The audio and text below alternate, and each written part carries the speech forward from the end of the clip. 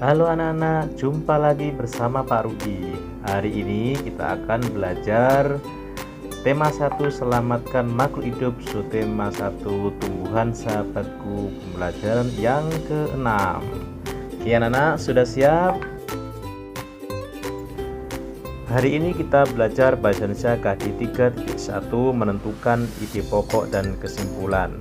PPKN-nya penerapan nilai-nilai Pancasila dalam kehidupan sehari-hari. Menentukan ide pokok paragraf. Ide pokok paragraf biasanya disebut juga dengan ide utama. Apa ide pokok atau ide utama itu? Ayo kita pelajari. Ide pokok atau ide utama adalah gagasan utama dalam sebuah cerita. Cara menentukan ide pokok adalah mencari kalimat utama terlebih dahulu. Ide pokok kalimat biasanya terletak di kalimat utama dan lebih ringkas.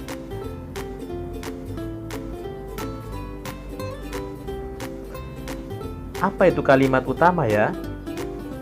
Kalimat utama adalah kalimat yang menjadi inti dari paragraf. Kalimat utama biasanya terletak di awal kalimat atau di akhir kalimat. Kalau di akhir kalimat biasanya ada kata jadi, oleh karena itu, dan sebagainya. Langkah-langkah menentukan ide pokok paragraf. Yang pertama, bacalah isi paragraf dengan seksama. 2. Temukan kalimat utama dan kalimat penjelas. Ketiga, dalam satu paragraf terdapat satu kalimat utama dan beberapa kalimat penjelas. Yang keempat, meringkas atau menemukan informasi yang ada di kalimat utama. Mudah bukan?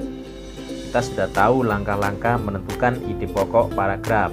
Tentu anak-anak ketika diberi tugas menentukan ide pokok paragraf, pasti saya yakin bisa.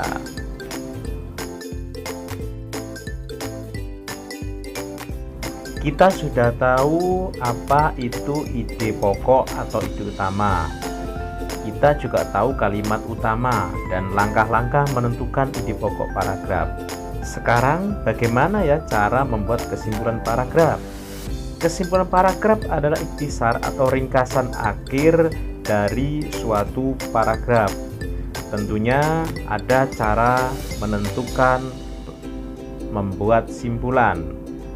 Yang pertama, bacalah teks secara keseluruhan. Yang kedua, temukan informasi penting yang terdapat dalam teks. Ketiga, hubungkan semua informasi yang kamu peroleh menjadi suatu paragraf.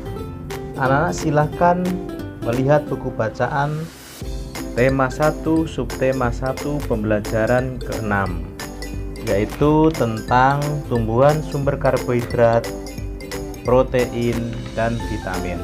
Selanjutnya kita akan belajar tentang penerapan nilai-nilai Pancasila dalam kehidupan sehari-hari, terutama sila ketiga. Di antaranya adalah 1. Menempatkan kepentingan dan keselamatan bangsa dan negara di atas kepentingan pribadi atau golongan. Yang kedua, rela berkorban. Yang ketiga, cinta tanah air. 4. Bangga sebagai bangsa Indonesia. Dan yang kelima, menjaga ketentraman dan tidak menimbulkan perpecahan. Di dalam sila ketiga mengandung arti kerjasama. Apa kerjasama itu? Kerjasama adalah suatu pekerjaan yang dilakukan oleh dua orang atau lebih untuk mencapai tujuan bersama.